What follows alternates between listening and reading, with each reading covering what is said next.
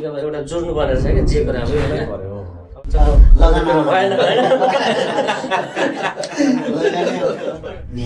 पनि अब बेच्ने हामी पनि लिने एउटा जस सम्बन्ध सम्बन्ध भयो फेरि फेरि पनि यो अब चाहिँ जारी राख्नुपर्छ। ए हजुरहरूले कति नम्बर प्लट नम्बर कति पो लिनु भएको अरे त्यहाँ हाइवे प्रोजेक्टको 21 प्लट नम्बर 21 है। कता कता हेर्नुभयो जग्गा? उता लेटाङ साइड पनि हेरियो, लेटाङ साइडमा धरन साइड पनि हेरियो। लास्ट टाइममा केटाले अब स्क्रिनसट गरे त हेर्नेमा चाहिँ अब त्यहाँ जानु त पहिले उताबाट चाहिँ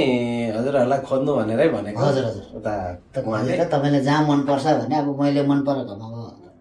केटाकेटीले मन पराएन हजुर अब म भनेको चाहिँ अब गरेर खाउँ अब यसो अलिकति खेती भाउ गरौँ भने उनीहरूले त घडेरी भाउ हुन्छ घडेरी अब बिस्तारै गाउँमा पनि अब भएकै कुरो होइन अब त तलतिर घर यताउति अब बनाउने किनिसके जग्गासँग घडेरी किनेर चाहिँ बनायो भने भोलि बसिहेर्नु भन्ने भयो त्यस्तै भयो। त्यतिकै अब एउटा जोड्नु पर्ने रहेछ क्या जे कुरा तपाईँले भन्नुभयो कि अब के गर्छु भनेर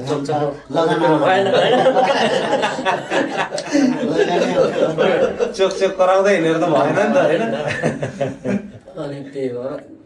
अब हजुरकोमा लियो अब फेरि अरू पनि प्लस हाम्रो के भाइको नाम चाहिँ के अरे कुन देशमा पो हुनुहुन्छ अरे? साउदीमा। उहाँको नाम चाहिँ उसको चाहिँ यहाँ बच्चापन बोलाउने सुनिल अहिले फेसबुक चाहिँ कोभिड राई छ है। अनि हजुर चाहिँ उहाँको भेना मेरो चाहिँ ज्वाइँ ए हजुरको ज्वाइँ अब सानो उमेरमा अब के गर्नु होइन त्यस्तै भयो। अनि तपाईँको चाहिँ भ्यालु तबाट हेर्दो रहेछ क्या ए त्यहाँ जानु त हेर्नु भन्नुहुन्छ। अनि फेरि अस्ति परको देखाउनु भयो नि सुरुको त्यो चाहिँ मन पराउनु भएन अरे भाइले हजुर त्यो अलिक भित्र भयो भित्र पर्छ अलिक त्यहाँ नजाउँ होला भन्नु। त्यहाँ चाहिँ यस्तो हो नि त इटरी भित्रको अलिक सस्तो घडेरी 13 लाखमै लिने भन्दा चाहिँ त्यो ठिक हो होइन। त्यहाँ चाहिँ कस्तो लाग्यो हजुरहरूलाई त्यहाँ अहिले भएको ठाउँ चाहिँ? ठिकै नै हो अब अलिकति त्यही हो राई लिम्बूले अलिकति नखाइ हुँदैन त्यही भएर छोराले चाहिँ अब हाम्रो बुवा तैँले चाहिँ अब बढी नै खाइहाल्नु पो भन्ने जानु भने म एडी भयो होइन त्यही हो त। यस्तो हो नि त अब उहाँ विदेशमा हुनुहुन्छ होइन। अब यसरी जग्गाहरूमा लगानी गर्नु त राम्रो हो नि त पछि आएर पनि अब केही वर्ष पछाडि अब त्यसले अनि त्यति बेला मात्रै भ्यालुएसन थाहा हुन्छ कि लगानी गरे गाउँमा पनि छ 30-40 रोपानी जग्गा छ कि हजुर त पाहाडमा ठुलो हो नि त्यो भनेको पाहाड त एउटा डाँडै हो नि डाँडै हो अनि यो पैसा लगाएर जाने पाहाड लगाएर पनि आँखाले नदेखिने आउँछ नि त्यसो त अर्को डाँडो आउँछ संसार जति आँखालाई घाम त्यति आउँछ। तर अब यो ल ठिक छ हजुर आउनुभयो खुसी लाग्यो है। ठिक छ सर अब एउटा चिन्जान एउटा बेचबिखानको लागि पनि अब तपाईँहरूलाई अब कारोबार होइन जे भए पनि एउटा तपाईँहरू पनि अब बेच्ने हामी पनि लिने एउटा जस सम्बन्ध सम्बन्ध भयो फेरि फेरि पनि यो अब चाहिँ जारी राख्नुपर्छ। यस्तो छ है भन्दाखेरि यस्तो छ त मसँग छ नि त कल गर्नु नि आउनु भन्नु त अब हजुरसँग पनि भयो होइन हामी पनि चिन्जान भयो। ए हजुरहरूले कति नम्बर प्लट नम्बर कति पो लिनु भएको अरे त्यहाँ हाइवे प्रोजेक्टको 21 प्लट नम्बर 21 है 8.5 दूर छ है। हजुर जमानाको अनुसार अब त्यही ठिकै भनौँ न होइन त्यही त मैले भने त म छोरालाई भने कि है तेरि म बिहान चाहिँ त्यो पिसा फेर्दा नाग्ने खालको जग्गा हेर्छ म संसार बुढो मान्छे गाउँघरको मान्छे आँखामा नदेख्ने चर्चा भन्यो हामी हाँस्यो पनि यस्तो पनि हुन्छ नि त। अब त्यो पहिले के अरे अलिकति सस्तो जग्गा हुन्थ्यो साग पनि रोप्दा ठिकै हुन्थ्यो। अब 2 लाख रुपियाँ धुरको जग्गा साग पनि अलिक महँगो पर्छ क्या फेरि रोपेर खान। अनि यस्तो म 2008मा म पनि मलेसिया छिरेको। ए कति वर्ष बस्नुभयो? 7 वर्ष बसेँ। हजुर बस्दाखेरि यो इटेरी चौक हलगडा चौकमा एउटा घर नै किन्ने भएको त 22 लाखमा। ए हलगडा चोकमा कति सालमा भन्नुभयो? 2008मा गयो। ए 2008मा जानु त्यसो बेला 22 लाखमा चाहिँ एउटा घरै बेच्ने भयो त्यो ताईले पनि अब पार्टनरसिपमा किन्ने भयो क्या 11 लाखमा। हजुर म चाहिँ आजको चाहिँ भन्छ सन्डे भन्छ आइतबार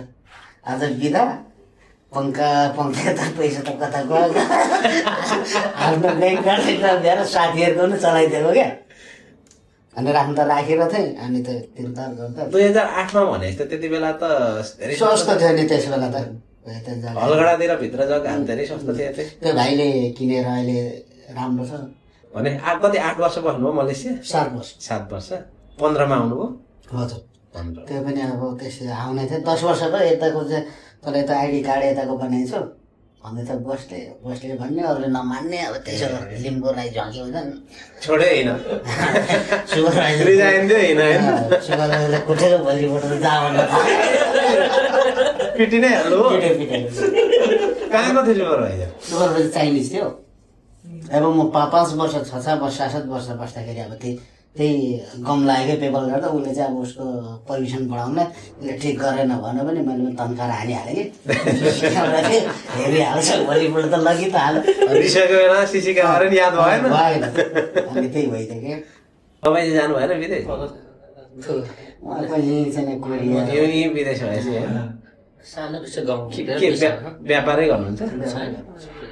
सानोतिनो यसो गरी खाने मेलो होइन सानोतिनो अब तपाईँको व्यापार भने ठुलो सानो हुँदैन मान्छेलाई सुविधा भयो अब 10 दिनमा 15,000-15,000सम्म कमाउन नै किन विदेश त तपाईँको लाइफ चाहिँ अलिक कम्फर्ट हुनुभयो कि भइगयो नि होइन अब विदेश भनेको त अर्काको जस गुलाबी गोठाला जानु पर्यो त त्यो गर भने गर्नुपर्छ आज सोध त काम छैन भने सोध्नु पर्यो गर्छु भन्ने पाइयो त पाइँदैन बिहान फेरि अलार्म बजाएर चाहिँ टाइममा छिर्नु पर्यो